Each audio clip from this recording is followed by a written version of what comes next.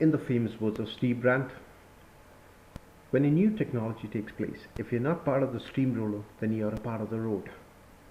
A very warm welcome to all keen listeners. This is Tushar, and I'm here to demystify the myth that is quantum computing. Before diving deep into the topic, we need to have a clear idea of the differences between the classical systems and the quantum systems. Now, everything conceivable or perceptible that happens in the macroscopic region deals with classical science, and all that happens in the atomic and the subatomic region deals with quantum systems.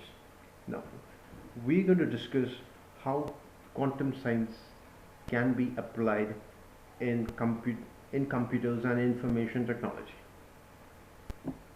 These are the key contents that I'm going to be covering in this topic. So without further ado, let's dive into it. Now, what is classical computing and what is quantum computing? Classical computing makes use of bits or binary digits that takes the value 0 and 1. In the implementational level, classical computers makes use of transistors. Transistors are one of the most fundamental components in an electronic circuit. Whereas in quantum computing, there are no transistors. Everything happens in the atomic and the subatomic level using atomic and subatomic particles. Now, quantum computing employs various principles of quantum physics and quantum mechanics, such as superposition principle, quantum entanglement. So what we need to understand is that there is a complete paradigm shift from the classical computing systems. Now, what is quantum computing? In very simple words, what I can say is it is nothing but information processing accomplished using quantum mechanical principles. So it is a combination of quantum mechanics, quantum information system, quantum computing system, quantum mathematics. So basically, quantum mechanics is at the heart of quantum computing. What is quantum mechanics? It is the study of matter at a subatomic level. Now, why is quantum computing so famous and so prospective? Is because there's a high research scope. We have barely grazed the surface of what's happening in the subatomic and the quantum region. So there's high research scope. There's enormous computational power due to efficient applicability. Most of the problems that you might have heard, there are a lot of problems that cannot be solved using classical computing techniques. As a matter of fact, there are even problems that are stated for prize monies worth up to $1 million. So most of these problems cannot be solved because we have employed a classical approach, a classical computing approach to solve these problems. So these cannot be solved using such conventional techniques. So here's where quantum computing comes into play. Most of these problems can be solved using quantum computing and quantum principles. And quantum computers or quantum computing algorithms can crack all the current cryptographical systems. The areas of applications. Quantum computers may not replace all classical computers in the near future, but there are certain applications where quantum computing is best suited. One of them is artificial intelligence and machine learning. Now, what is artificial intelligence and machine learning? To give you an example, now let's say I watch horror movies. So like I watched The Exorcist, I watched Stigmata, I watched Grudge. Now if a new user comes up, and what he does is he starts searching for horror movies. He just recently watched The Exorcist online, he watched Stigmata online. So what artificial intelligence and machine learning does is it starts recommending, it starts profiling the user into categories. So any user that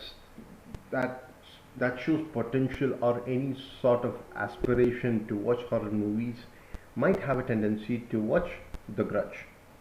So the the machine, the artificial intelligence machine, starts recommending. This is just one application of artificial intelligence. I've used this example so that you get a clear idea of what artificial intelligence is. Now, back to our topic. Both AI and machine learning is based on computational feedback. The feedback has to be very quick, and what better system to do this other than quantum systems? Then we have simulations. Medicine and drug testing simulation is a very important field nowadays, especially with the pandemic happening. We know the importance of what a drug testing simulations. This can be very easily implemented using a quantum system, quantum cryptography. All the current cryptographical systems that which banks, financial institutions, governments, military databases employ, all these cryptographical systems can be cracked in a matter of minutes using quantum computing techniques. Molecular bonding. Here we talk about chemical reactions. What are chemical reactions? A chemical reaction takes place in the atomic and subatomic level. So to model this reaction using a classical system or a conventional computing system, that's going to be very difficult. But using quantum systems, the fact that they work in the subatomic level is going to be very easy. They can be used for modeling and forecasting, such as financial modeling, traffic management systems, weather forecasting, because all these require processing on huge quantities of data, which quantum computers can perform in a very short period of time. Now, why do we need quantum computing other than this? Here I'm going to talk about the limitations of classical and conventional systems. Moore's law. Gordon Moore in 1975 predicted that the number of transistors that could be integrated in a chip is going to double every year. So right from 1970, people have been studying the graph, and Moore's law has been standing strong up till now. Quantum tunneling. So as you know, we use transistors to realize any form of electronic circuits.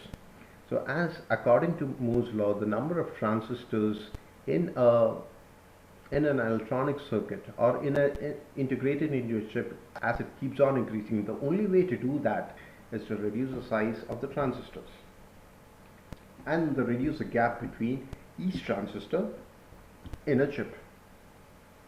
So there is a very thin gap. So what happens is, due to this very thin gap, electrons starts tunneling through the barrier. Now this is core electronics. What you need to understand here is that due to this electron leakage, it causes computational errors where zeros become ones and ones become zeros. This problem is called quantum tunneling, and this is the limitation of classical computing system. So what happens is, when quantum tunneling happens, classical mechanics begin to fade and fail, and quantum mechanics takes over. And that is why we need quantum computing systems. Now let's discover the most key fundamental basics of quantum computing. In classical computing system, we use bits or binary digits. So how do we realize binary digits? In an electronic circuitry, when a positive 5 volt is applied, it is considered as a state 1, and when a 0 volt is applied, it is state 0. And that is how bits are realized in a circuit. Now these are manipulated using logical gates such as AND, OR, NOT, NAND, NOR, exclusive or exclusive NOR. These gates are nothing but a combination of transistors. A common PC, it's got a motherboard, and on this motherboard you have various chips, and in each of these chips you have various transistors, various gates, that is used to manipulate the data or the bits. Coming to quantum computing or qubit is the fundamental unit of quantum computing. So what is the most striking feature of a qubit is that it's got a superposition state. While a bit can assume values 0 and 1, a qubit can assume values 0, 1 and both 0 and 1 at the same time. This is called superposition. This is done by making use of the electron spin. Now, how are qubits created? As of now, the known methods are by using phosphorus atoms. Phosphorus atom is doped in between silicon chips, and by making use of the spin of these phosphorus atoms, we can create qubits. Qubits can be created using photons, by the polarization of photons, by using the excited and the ground state of electrons. That is one of the most common methods, and by using superconducting loops.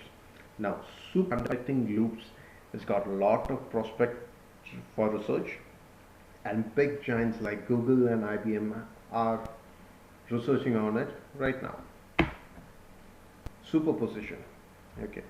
To understand superposition, what do you need to visualize this? Consider me, I'm going on a bike. Using classical computing system, you can determine my exact position and the exact momentum at which I'm traveling. Okay, but when we dive into the quantum state, what happens? What Heisenberg's uncertainty principle says, that is, it is absolutely impossible to determine the position and the momentum of a subatomic particle with precision. This is represented using the equation del x del p is greater than or equal to h by 4 pi. Here, del x stands for the uncertainty in position and del p stands for the uncertainty in momentum, where h is the Planck's constant.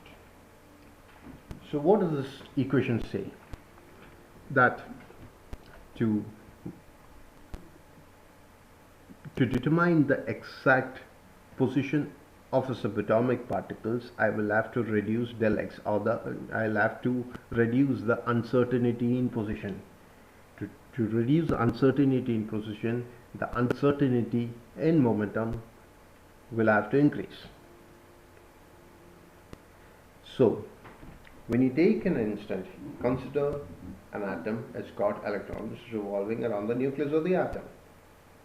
So we have no idea where the current state, where the current position, the exact position of an electron is. So according to the electron cloud model of an atom, we can visualize that the entire nucleus of the atom has got an electron cloud over it.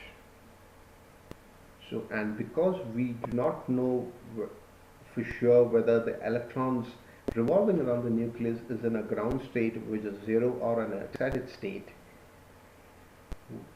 we can say that it could be in both states, both 0 and 1. By this, an electron can exhibit both the properties of both the ground state and the excited state. The vector notation is given such as this. This is the fundamental principle of superposition in quantum science. Now, what is measurement? Now you have an idea what a qubit is, how the properties of a qubit. Now, imagine in a classical computing system, you have a gate and you have inputs and an output. At any instant, we can determine what the current state of a bit is. But in quantum computing, we cannot do that. To do that, we employ measurements. Measurement is employed by making use of laser and other sophisticated measures. So what happens when you measure is, we get the exact state of a qubit. It is like spinning a coin. Now imagine I take a coin, I'm spinning the coin on a table. The coin keeps spinning. So at this spinning state, it is impossible for me to say whether this coin is going to fall on a heads or a tails. And if I need to know what the state of the coin is, whether it's a heads or a tails, I will have to disturb the spin of the coin. This disturbing the spin of the coin, once I flip the spinning coin, what happens is it falls on one side, and now I know the state of the coin, whether it's a heads or a tails. It's same like this. The electrons keep spinning around the nucleus of the atom, so I have no idea whether it's in a ground state or an excited state.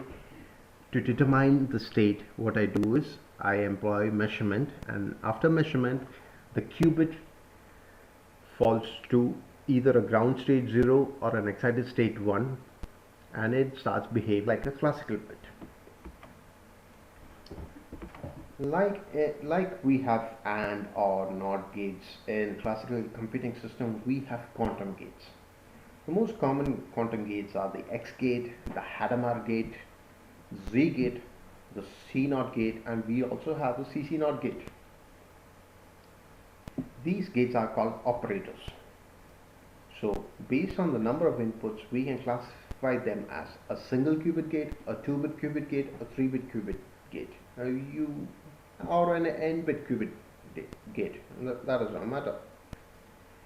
Now these gates are represented by using a matrix. A single qubit gate or a 1-bit qubit gate can be represented using a 2x2 matrix, a 2-bit qubit gate using a 4x4, a 3-bit qubit gate using a 8x8 matrix, and an n-bit qubit gate by using a n×n matrix. 2 raised to n by 2 raised to n matrix. Now we have covered how gates are represented. Now let's see how a qubit is represented. It is represented using a Bloch sphere. To understand a Bloch sphere, I want you to imagine or consider a globe, or consider the Earth. If a globe or if a sphere is a Bloch sphere, the North Pole is going to assume the value ket 0, and the South Pole is going to assume the value ket 1. And any point on the surface of the sphere is going to have the parametric value of the qubit. So if it's going to be closer to the North Pole, upon measurement the qubit is going to assume there's going to be a higher probability for the qubit to assume the value 0. If it's going to be closer to the South Pole, there's going to be a higher probability for the qubit to assume the value ket 1 upon measurement. And the equator. Any point on the equator, the probability for the qubit to assume ket 0, ket 1 is going to be equal. It's going to be 50-50. Now, that is a Bloch sphere representation of a qubit. The various gates in quantum computing are, we have the poly X and the poly Y gate. The poly X and the poly Y gates are called flip gates. So what the poly X gate does is that it flips the value, and the poly Y gate, it flips the phase. Now a qubit can be measured using two parameters, alpha and beta. Alpha is the probability that the qubit is going to assume the value 0 upon measurement, and beta is the probability that the qubit is going to assume the value 1 upon measurement. So if we pass a qubit through a poly X gate, what it does is that it interchanges the values, the probabilities of 0 and 1. But if we take a poly Y gate, if we pass a qubit through a poly Y gate, what it does is it just flips the phase. So in a Bloch sphere, imagine you have a qubit and we are passing this qubit to a through a poly X gate. Uh, what happens is there's going to be a 180-degree rotation around the Z axis, and the corresponding mirror will be the output state of the qubit. Now, if it's going to be a poly Y gate, there's going to be a 180-degree rotation around the Y axis. The Hadamard gate. Hadamard gate or the edge gate is a very important gate in quantum computing systems. It's because if you pass a qubit, let's say the qubit is going to have a value 0 through a Hadamard gate, what it does is it transforms the qubit to have equal probabilities of zeros and 1. So the final parametric value of the qubit is going to be 1 by root 2 get 0 plus 1 by root 2 get 1. So why is this so important? Now, in classical computing systems, we have we have two input gates such as AND, OR, NOR, XOR, XNOR.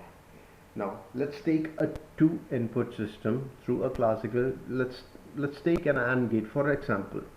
Now if it's going to be a two input system, we will have 4 occurrences of the various combinations of the various possibilities of the combinations of the input, and to determine the output of each of these combinations, we'll have to run it 4 times. So this is just a very simple example, but in quantum computing, to get the result, you don't have to run it 4 times or n times. All we have to run it through a Hadamard gate, and you can do it in just one trial. That's because once you run it through a Hadamard gate, what happens is the probabilities of the qubit assuming 0 and 1 is going to be the same, so we can do it in just one go. That saves a lot of computational time. The CNOT gate. A CNOT gate is a 2-input gate. Let's take X and Y for example. X and Y are the 2 inputs. Here X is called the control bit and Y is called the target bit. Now what is a control bit? A control bit, it controls the outcome of the operation.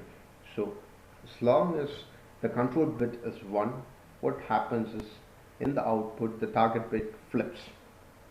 If it's 0, there's going to be no change. It's the same thing with a CC NOT gate. The only difference is that it's a 3-input gate, and it's also called as a Toffoli gate. Here A and B are control bits, and the target bit only flips as long as A and B are the same. A and B are 1. This is the matrix notation of a CC NOT gate.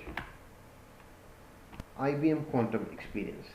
Now, this is something that I'm going to recommend to all you listeners. So what IBM has done is they have facilitated a quantum processor via the cloud called IBM Quantum Experience. This processor has a 5-qubit processor and a 16-qubit processor. They have also incorporated a graphical user interface where you can run experiments and learn more about quantum computing. This is how the quantum composer of the IBM Quantum Experience looks like. You see these various now Q0, from Q0 to Q4. These are the various the inputs. What you can do is once you get into the composer, you can design the circuit as per your choice. You can run experiments and run simulations and find out how it works. Quantum algorithms and quantum cryptography. Now this is one important application of quantum computing systems. What are quantum algorithms? Like in classical computing systems, we have classical algorithms. Same way, in quantum computational systems, we have quantum algorithms. Quantum algorithm is a step-by-step approach performed using a quantum computer or a quantum processor. All classical computational algorithms work on a quantum computer, but Some quantum algorithms are necessary for quantum computation as they use principles such as superposition and quantum entanglement. They offer very fast results compared to classical computational algorithms. One of the most efficient quantum algorithms are the Shor's algorithms and the Grover's algorithms. The other important ones are the Toys-Houser algorithm, the Bernstein-Vazirani algorithm, and the Simon's algorithm. Shor's algorithm is used for factoring numbers at very high speed. Grover's algorithm is used for searching data in an unstructured database. The rest of the algorithms are basically used to solve black box problems, which I'll be covering very shortly, except for the fact that the Bernstein-Vazirani algorithm is just a restricted version of the Toys-Houser algorithm. Now, what is a black box problem? Black box is a system that takes numerous inputs, and the output f of x can be either a constant 0 or 1, which means that it can be either 0 or 1, or one half of the output is going to be 0 and the other half of the output is going to be 1. Now, to solve the black box problem using a classical and conventional computational approach, we will require 2 raised to n minus 1 plus 1 queries. That is, if the number of inputs is going to be 3, we will require 2 raised to 3 minus 1 plus 1 queries. That is 2 square plus 1, 5 queries. But using quantum computing Toys-Houser algorithm, we can complete the entire thing in just one query. And we do that by applying the Hadamard gate. We can send all possible combinations in just one go using the Hadamard gate, and you get the result. I'm not going to get into detailed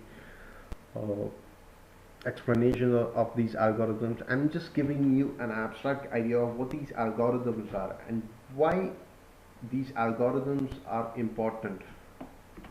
Now, the Shor's algorithm.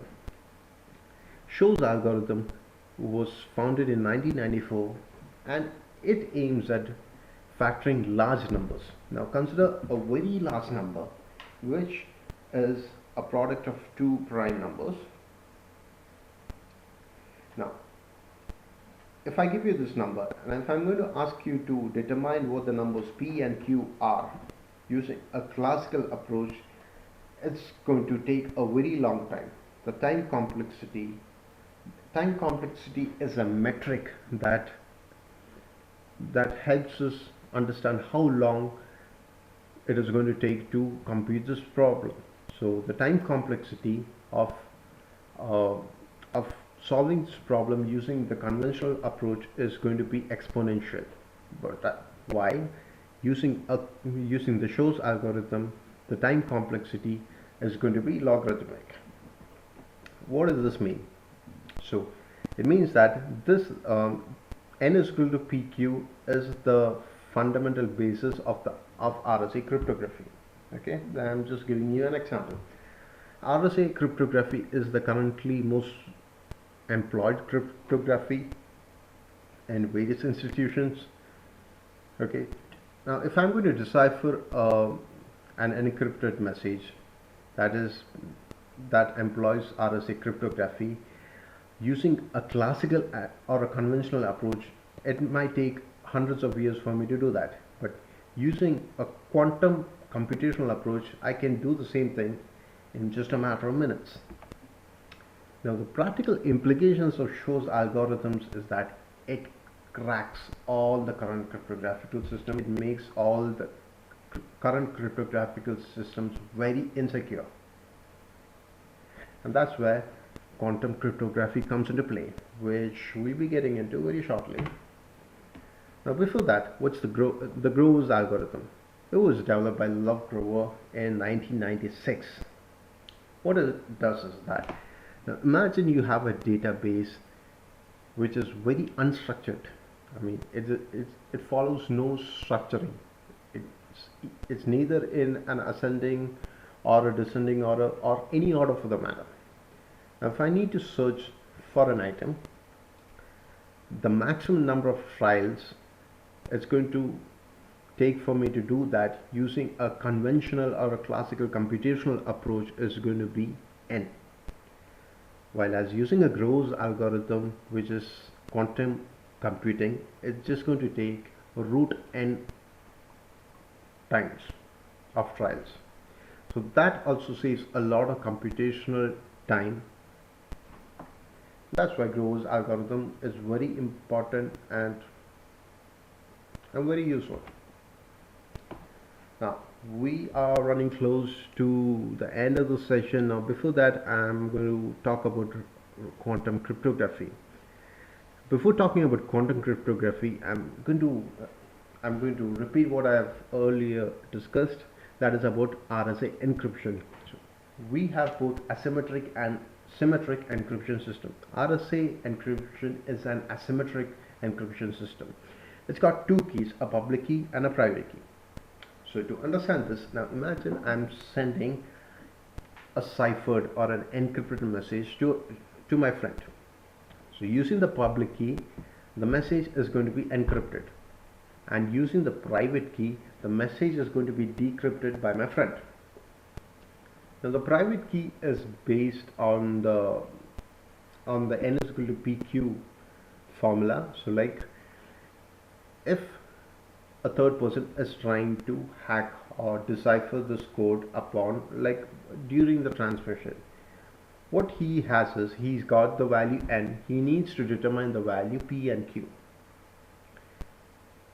Using the conventional approach is going to take him hundreds of years, but using quantum cryptography, especially using the Shor's algorithm, he can do that in just a matter of minutes.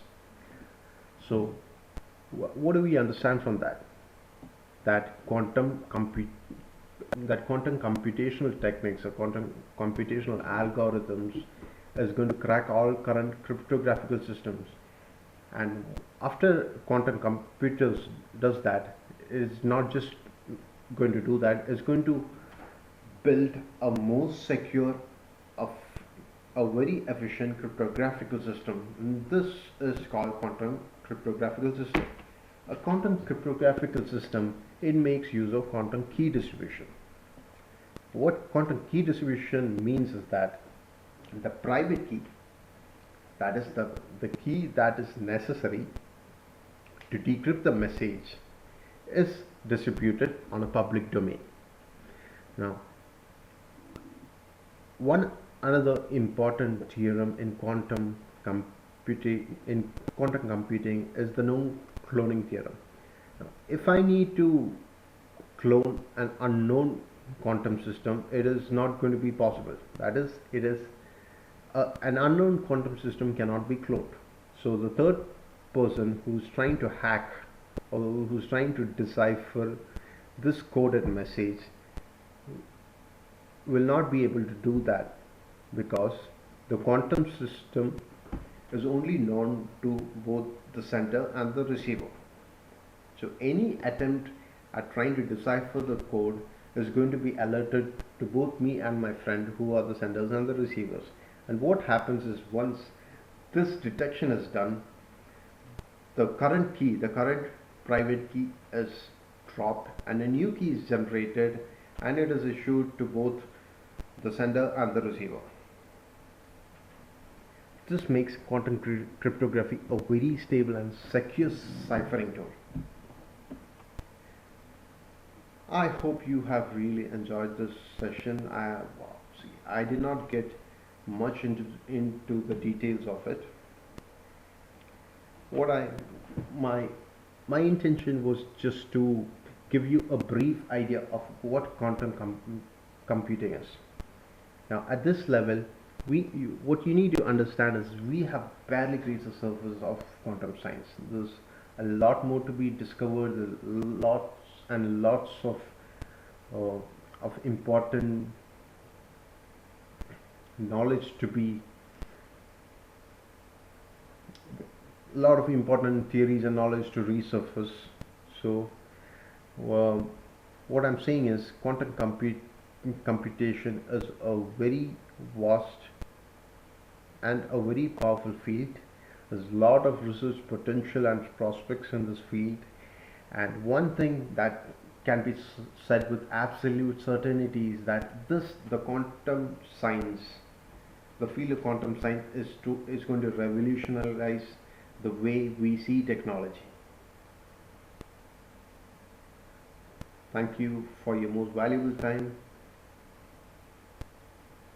and have a pleasant day.